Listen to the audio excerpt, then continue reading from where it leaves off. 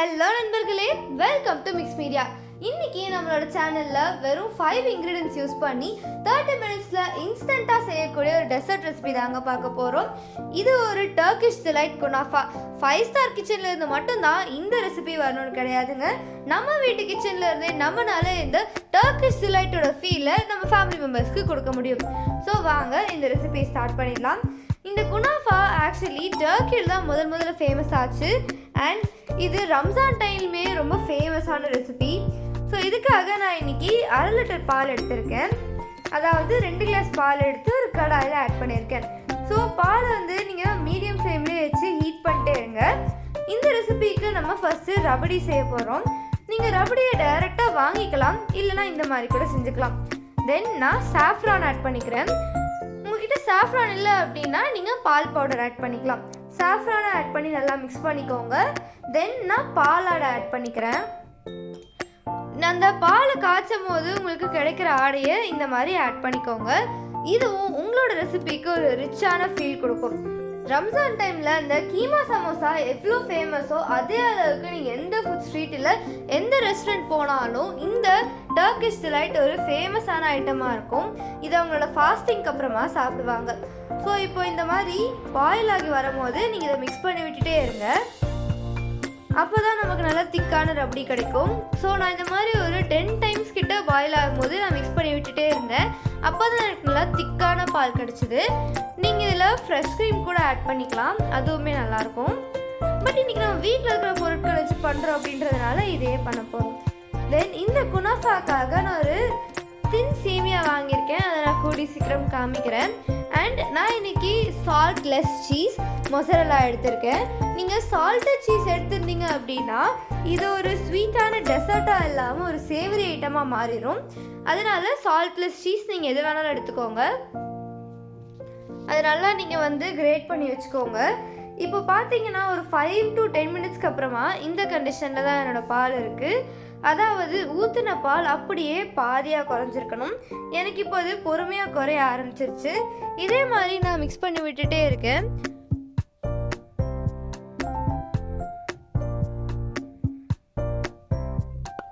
இந்த மாதிரி நீங்கள் ரபடி பண்ணும் போதாக இருக்கட்டும், இல்லை பால் ஸ்வீட் எதை பண்ணுற மாதிரி இருந்தாலும் இந்த ஸ்பேச்சுலா யூஸ் பண்ணிக்கோங்க. அப்போ தான் சைடில் இருக்கிறது எல்லாமே ஸ்க்ரேப் பண்ணி விட முடியும். அண்ட் பால் எல்லாமே வேஸ்ட் ஆகாமையும் நம்மளால் பார்த்துக்க முடியும். இந்த மாதிரி கண்டினியூஸாக ஸ்டிர் பண்ணிட்டே இருங்க, இல்லைனா சைடில் எல்லாமே பிடிச்சிக்கும். அண்ட் சைடில் திரண்டு வரது தான் நம்மளோட ரபடிக்கு நல்ல ஃப்ளேவர் கொடுக்கும். அதையுமே ஸ்க்ரேப் பண்ணி விட்டுட்டே இருங்க. இந்த ரபடிக்கு பதிலாக நீங்கள் சக்கரை பாகு கூட ஊற்றிக்கலாம். பட் சக்கரை பாகை விட இந்த ரபடி இன்னொரு நல்ல ஃபீல் கொடுக்கும். அதனால தான் இன்றைக்கி நான் இதை பண்ணிகிட்ருக்கேன். அண்ட் சீஸுக்கு இப்போ நிறைய ஆல்டர்னேட்டிவ்ஸ் வந்துடுச்சு. பட் இந்த இதில் சீஸ் வைக்கிறது தான் ரொம்ப ஆத்தென்டிக்கான ரெசிபி. அதனால தான் நம்ம இன்றைக்கி சீஸ் யூஸ் பண்ண போகிறோம். அதுக்குள்ளே நம்மளோட பால் நல்லா சுண்டிருச்சு. அதில் சுகர் ஆட் பண்ணிக்கிறேன். நான் இன்றைக்கி 2 ஸ்பூன்ஸ் ஆஃப் சுகர் ஆட் பண்ணியிருக்கேன். இந்த ஸ்வீட்னஸ் கரெக்டாக இருக்கும். அதனால் இதோடு நான் ஸ்டாப் பண்ணிக்கிறேன். நம்மளோட ரபடி ரெடி ஆயிடுச்சு. இதில் நீங்கள் நட்ஸ் கூட ஆட் பண்ணிக்கலாம். ஸோ இந்த ரபடியை நீங்கள் ஃப்ரீஸ் பண்ண வேணாம், ஆனால் சில் பண்ணிக்கோங்க. ஃப்ரிட்ஜில் ஒரு 1 to 2 hours வச்சு எடுத்துக்கோங்க. இப்போது இதுக்கு பேர் தான் குனாஃபா சேமியா. இந்த சேமியா நீங்கள் இப்போ ஒரு எல்லா பசாஸ்லேயுமே கிடைக்கும். அதை நீங்கள் வாங்கிட்டு இந்த மாதிரி நல்லா பொடி பொடியாக ஸ்மாஷ் பண்ணி வச்சுக்கோங்க. பாருங்கள், இந்த மாதிரி தான். இதை விட இன்னும் தின்னஸ்டாக குனாஃபா டோனு கூட இருக்குது. அது கிடைச்சா இன்னும் பெட்டராக இருக்கும். அதுவுமே வாங்கிக்கோங்க. நம்மளோட நார்மல் சேவரட் சேமியா இல்லை ஸ்பெகட்டி கிடைக்கிற சேமியா அதிலெல்லாம் செஞ்சிங்கன்னா ரொம்ப ஹார்டாக இருக்கும். அதனால தான் இந்த மாதிரி தின்னாக இருக்கிற இந்த சேமியாவை எடுத்திருக்கோம். இது கூட நான் மெல்டட் பட்டர் ஆட் பண்ணிக்கிறேன். கீ இல்லை, பட்டருமே இல்லை, ரெண்டுத்துக்கும் நடுவில் மெல்டட் பட்டர் தான் நம்ம ஆட் பண்ணுறோம். ஸோ இதில் பட்டர் ஆட் பண்ணிவிட்டு ஸ்பூனில் அப்படியே நீங்கள் மிக்ஸ் பண்ணிகிட்டே வந்தீங்கன்னா உங்களுக்கு ஒரு டோ மாதிரி ஒரு மிக்சர் கிடைக்கும். அந்த மிக்சரை யூஸ் பண்ணி தான் நம்ம இன்றைக்கி பேஸ் கிரியேட் பண்ண போகிறோம். நீங்கள் எந்த பேனில் இந்த குனாஃபா செட் பண்ண போகிறீங்களோ அதே பேன்லேயே அந்த பட்டரையே மெல்ட் பண்ணிக்கோங்க. ஸோ ஈஸியாக இருக்கும். நான் இந்த மாதிரி ஒரு ரவுண்டான பேனில் தான் செட் பண்ண போகிறேன். நீங்கள் ஏதாவது பேக்கிங் டின்னில் கூட நீங்கள் செட் பண்ணிக்கலாம். இப்போது நம்ம மிக்ஸ் பண்ணி வச்சுருந்த அந்த சேமியாவை இதில் ஆட் பண்ணிக்கலாம். நம்ம பேஸ் லேயர் கிரியேட் பண்ண போகிறோம்.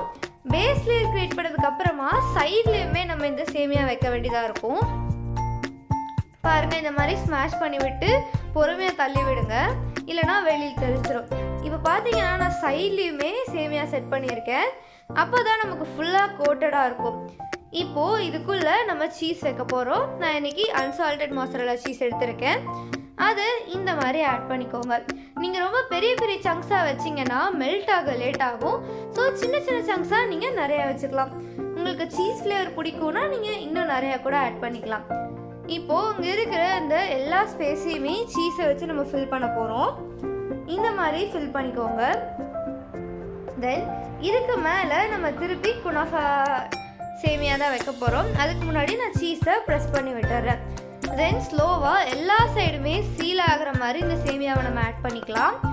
இதை ஆட் பண்ணிவிட்டு குக்காக ஒரு மேக்ஸிமம் 25 to 30 minutes ஆகும். நீங்கள் இதை எப்படி குக் பண்ணணுன்னா அவனில் வச்சு கூட பேக் பண்ணி எடுத்துக்கலாம். பட் ஓடிஜி இல்லாதவங்க என்ன பண்ணலான்னா உங்களோட தோசை தவாவை நல்லா மீடியம் ஃப்ளேமில் வச்சுட்டு இந்த பேன் எடுத்து இந்த தோசை தவா மேலே வைங்க. அப்போ தான் உங்களுக்கு நல்லா குக் ஆகும். ஸ்லோ குக் ஆகும் போது தான் எல்லா சைடுமே கிறிஸ்பியாக ரெடி ஆகும். இப்போ பார்த்தீங்கன்னா இந்த மாதிரி நம்மளோட பேஸை செட் பண்ணிட்டோம். இப்போ இதை நம்ம வந்து குக் பண்ணி எடுத்துக்கலாம். ஃபர்ஸ்ட்டு நான் லிட்டு போட்டுக்கிறேன். நம்ம லிட்டு போடாமல் வச்சோன்னா ஆவியெல்லாம் வெளியில் வந்துடும். ஃபர்ஸ்ட்டு ஒரு 5 minutesக்கு இந்த மாதிரி நான் வச்சுருக்கேன். தென் நம்ம திருப்பி போட்டதுக்கப்புறமா இப்படி இருக்குது. கீழே ஃபுல்லாக நல்லா கோல்டன் ப்ரௌனில் குக் ஆயிடுச்சு. ஸோ எல்லா சைடுமே ஒட்டாமல் இருக்கணும் அப்படின்றதுக்காக நான் கீ ஆட் பண்ணிக்கிறேன். இந்த மாதிரி நீங்கள் 10 minutesக்கு ஒரு தடவை திருப்பி போட்டு நீங்கள் திருப்பிக்கலாம். அப்படியே செக் பண்ணிக்கலாம். அப்போ தான் உங்களுக்கு வந்து குக்காக இருக்கா இல்லையான்னு தெரிஞ்சிருக்கும். பார்த்தீங்களா நான் தோசை தவாவில் வச்சுட்டேன். ஸோ அவ்வளோதாங்க, நம்மளோட குனாஃபா சிம்பிளாக ரெடி ஆகிடுச்சு. இப்போ இதை பிளேட்டிங் பண்ணிக்கலாம். ஸோ நான் இந்த பிளேட்டில் தான் குனாஃபாவை வைக்க போகிறேன். அதனால அந்த பிளேட்டில் டைரெக்டாக நீங்கள் பேனில் இருந்தே ஆட் பண்ணிடுங்க. அப்போ தான் உங்களுக்கு அந்த ஷேப் மெயின்டைன் ஆகும். பார்த்தீங்களா உங்களுக்கு அந்த ஷேப் ப்ராப்பராக மெயின்டைன் ஆகிருக்கு. இப்போது நம்ம ஃப்ரீஸ் பண்ணாமல் கூல் பண்ணி வச்சுருந்த ரபடியை மேலே ஆட் பண்ணிக்க போகிறோம். அதுக்கு முன்னாடி சாப்டு நட்ஸ் ஆட் பண்ண போகிறோம். ஸோ இந்த ரெசிபியில் யூஸ்வலாக ஆத்தென்டிக்காக பிஸ்தா தான் ஆட் பண்ணுவாங்க. பட் பிஸ்தா கொஞ்சம் ஓவர் ஃப்ளேவர்ஃபுல்லாக இருக்கும் அப்படின்னு நான் ஃபீல் பண்ணதுனால பாதாம் ஆட் பண்ணியிருக்கேன். உங்கள்கிட்ட பிஸ்தா இருந்தாலும் நீங்கள் அதை ஆட் பண்ணிக்கலாம். பட் பாதாம் நீங்கள் ஆட் பண்ணிங்கன்னா அந்த அரோமா இன்னும் சூப்பராக இருக்கும். இதுக்கு நடுவில் நம்ம செஞ்சு வச்சுருந்த ரபடி ஆட் பண்ணிக்கலாம். அவ்வளோதாங்க. இந்த ரெசிபியை நீங்கள் கொண்டு போய் உங்கள் வீட்டில் டைனிங் டேபிளில் வச்சிங்கன்னா இது நம்ம கிச்சனில்